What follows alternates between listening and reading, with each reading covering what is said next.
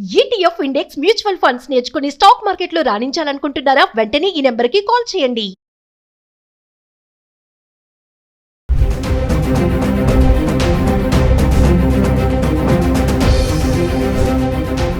నమస్తే, welcome back to Suman TV. Present మనతో పాటు ఉన్నారు అనలిస్ట్ మందర్ కృష్ణారెడ్డి గారు.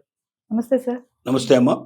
సార్, మరి బంగారం ధరలు మనం పెరిగినప్పుడు మాట్లాడుకున్నాము, అదే ఎంత తక్కువ ఉందో అప్పుడు గురించి మాట్లాడుతూనే ఉన్నాం.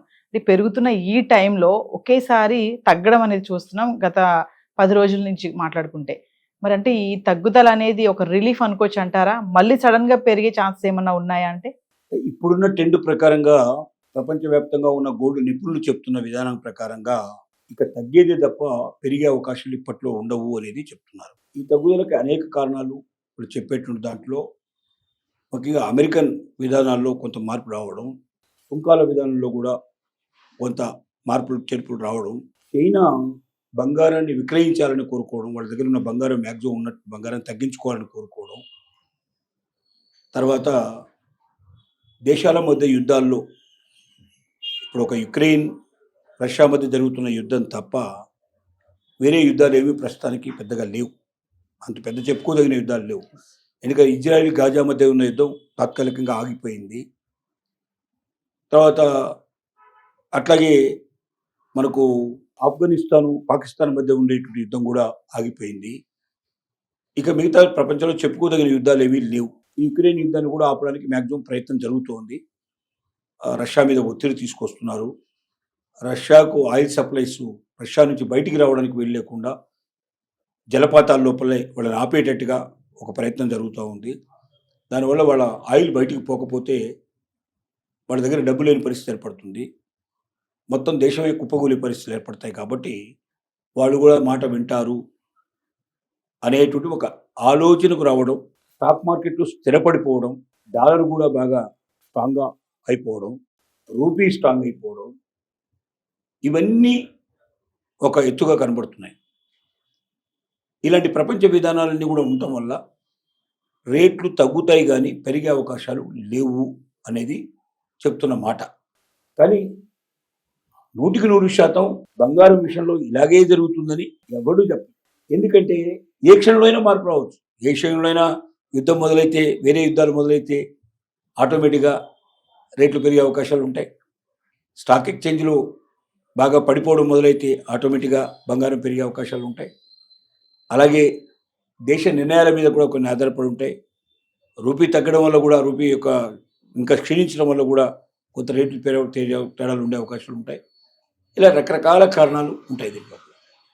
కానీ ఏదేమైనప్పటికీ ఇప్పుడున్న ట్రెండ్ ప్రకారంగా ఇప్పుడు రేటు మనకు 1,22,000 అలాగా ఈ 10 రోజుల్లో 8,000 సుమారుగా తగ్గి 1,22,000 చిల్లరకు వచ్చింది మనకు. వెండి కూడా బాగా తగ్గింది, 1,65,000 వచ్చింది. దాదాపుగా 2 లక్షలు దాటిపోయినట్టుంది. 30,000, 40,000, 50,000 దాకా కూడా మొత్తం డిఫరెన్స్ వచ్చింది దాంట్లో. ఈ ట్రెండ్ ఇలాగే కంటిన్యూ అవుతుంది కొంతకాలం. ₹1,00,000 వరకు కూడా బంగారం ఖచ్చితంగా వచ్చి తీరుతుంది. అలాగే వెండి కూడా ఇంకా కొంత తగ్గే అవకాశాలు ఉన్నాయి అనేది ప్రపంచ నిపుణుల యొక్క అభిప్రాయం. కానీ ఇది అభిప్రాయమే తప్ప ఇది ఖచ్చితంగా ఆధార సహితంగా చెప్పే విషయాలు మాత్రం కాదు. ఇవి ఊహాగానాలే. అంటే ఊహల్లో కొంచెం గట్టిగా ఊహించగలిగే వాళ్ళు, కొద్దిగా దీని మీద ఎక్స్పెక్టేషన్లో ఉండేటువంటి వాళ్ళు చెప్తున్న మాట ఇది. ఇప్పుడు ఎవరన్నా బంగారం కొనేటువంటి వాళ్ళు మాత్రం వెంటనే కొనొద్దు. వెంటనే బంగారం కొనడం వల్ల ఏమిటంటే ఇంకా తగ్గిపోతే చాలా నష్టపోతారు. ఒక దగ్గర ఫ్లక్చువేషన్స్ కాకుండా ఇప్పుడు రోజు కొద్దిగా తగ్గుతూ పోతుంది. కాబట్టి ఎక్కడైతే మళ్ళీ పెరగడం కనబడుతుంటుందో, మనకు కొంచెం ఎక్కువగా పెరుగుతున్నట్టుగా లక్షణాలు కనబడినప్పుడు మనం కొనుక్కుంటే ఆ పెరిగేటువంటి దాంట్లో మనకు కొంత లాభం వచ్చే అవకాశాలు ఉంటాయి. ఇప్పుడు తగ్గిపోయేప్పుడు మనం కొనుక్కున్నట్టయితే, బాగా తగ్గినట్టయితే ఆటోమేటిక్గా నాకు లాస్ వస్తుంది. ఒక రకంగా ఇప్పుడు బాగా వెనకబడుతుంది, అంటే వెనక్కు పీకుతుంది, మొత్తం రేట్ అంతా కూడా వెనక్కి తగ్గిపోతుంది. కాబట్టి ఇది ₹1,00,000 దాకా వస్తుందని చెప్తున్నారు. కాబట్టి బాగా వెయిట్ చేసి స్టడీ అయిన తర్వాత పర్ఫెక్ట్గా ఉండేప్పుడే కొనాలి.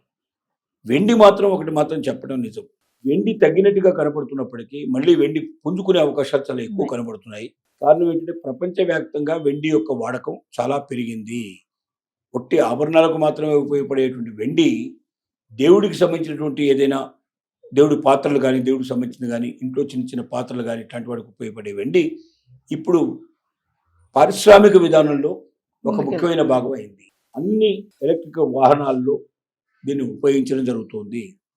దీంతో పాటుగా సోలార్కు సంబంధించినటువంటి వాటితో కూడా దీంట్లో బాగా పరిశ్రమలో ఉపయోగిస్తున్నారు. ముఖ్యంగా పరికరాలు, వైద్య పరికరాలు తయారు చేయడంలో కూడా దీన్ని ఉపయోగిస్తున్నారు. మందుల్లో కూడా కొన్నిట్లలో దీన్ని కలుపుతున్నారు. ఇలా అనేక రకాల పరిశ్రమలకి వెండి యొక్క ఉపయోగం విస్తరించింది. కాబట్టి ఓన్లీ ఇండ్లలో పెట్టుకోవడానికి ఆభరణాల కోసం మాత్రమే వాడేటువంటి వెండి స్థాయి నుంచి పారిశ్రామిక రంగంలో దాని రిక్వైర్మెంటు టన్నుల కొద్ది పెరగడం వల్ల, లక్షలాది వాహనాలు ప్రతిరోజు తయారు కావడం వల్ల, ఈ వాహనాలకి ప్రతి వాహనంలో 70 కిలోల వరకు వెండిని వాడాల్సిన పరిస్థితి ఉండటం వల్ల దీని ఉపయోగం పెరుగుతూ ఉంది. కాబట్టి వెండి మాత్రం మళ్ళీ తిరిగి వెనక్కి వచ్చి పెరగడానికి అవకాశాలు చాలా ఎక్కువ ఉన్నాయి. కానీ బంగారం మాత్రం కొంతకాలం తగ్గి అది ₹1,00,000 వరకు కూడా వచ్చే అవకాశాలు ఉన్నాయనేది నిపుణులు చెప్తున్న అభిప్రాయం. ప్రస్తుత పరిస్థితి ఇది. డబ్బున్నా కూడా కొనుక్కోవడానికి ఇప్పుడు ప్రయత్నం చేయకుండా కొంచెం వెయిట్ చేసి స్టడీ అయిన తర్వాత కొనుక్కుంటే మంచిదని మన అభిప్రాయం. ఒక విషయం చెప్పండి సార్, అంటే మరి మొన్నటి వరకు పెరిగినప్పుడు కొన్న వాళ్ళ పరిస్థితి ఏంటంటారు? ఇప్పుడు తగ్గిపోతుంది కదా. అంటే అక్కడే ఆగిపోతుందని చెప్పడానికి వీల్లేదు కదా. జీవితం అంటే ఏదో 1 సంవత్సరం 2 సంవత్సరాలు ఉండేది కాదు కదా. లాంగ్ రన్లో 10 ఏళ్ళు 25 ఏళ్ళు అయ్యేసరికల్లా అన్ని రేట్లు పెరిగిపోతాయి. బంగారం రేటు కూడా పెరిగే అవకాశాలు ఉంటాయి. మరీ పడిపోయి 0కి వస్తుందో 10,000కి వస్తుందో 25,000 వస్తుందో చెప్పడానికి వీల్లేదు. 1,00,000 దగ్గర ఆగుతుంది. కొన్నాళ్ళు తాగిన తర్వాత మళ్ళీ మెల్లగా పెరగడం ప్రారంభమవుతుంది. ఈ స్పీడ్ కనపడకపోవచ్చు, కొద్దిగా పెరుగుతూ పోయే అవకాశాలు ఉంటాయి. ప్రతి వస్తువుకి మనం 10 ఏళ్ల క్రితం చూసుకుంటే, 20 ఏళ్ల క్రితం చూసుకుంటే ఏ వస్తువైనా తగ్గినట్టుగా, ఒక్క వస్తువైనా తగ్గినట్టుగా ఉందా? మనిషికే విలువ తగ్గింది కానీ వస్తువులకు విలువ తగ్గలేదు. అంటే ఇంతకుముందు మనిషిలో నిజాయితీ ఉంటే, నీతి ఉంటే, మంచితనం ఉంటే అతన్ని గౌరవించేవాళ్ళు, పెద్ద మనిషిగా రాణించేవాళ్ళు, ఆలోచించేవాళ్ళు. ఇప్పుడు అది పోయి డబ్బు ఉంటే చాలు, వాడి దగ్గర ఏం లేకపోయినా పర్లేదు, అధికారం ఉంటే చాలు అనేటువంటి పరిస్థితికి వచ్చేసింది. అంటే మనిషిలో ఉండే నిజాయితీ తగ్గిపోయింది, నీతి తగ్గిపోయింది, విలువలు తగ్గిపోయినాయి. కానీ వస్తువుల రేట్లు మాత్రం విపరీతంగా పెరిగిపోతున్నవి తప్ప తగ్గవు. కాబట్టి బంగారం రేటు కూడా డెఫినెట్గా భవిష్యత్తులో పెరుగుతుంది. కానీ ఇప్పుడు మాత్రం ప్రస్తుతానికి కొంత తగ్గే అవకాశాలు కనబడుతున్నాయి. Thank you sir.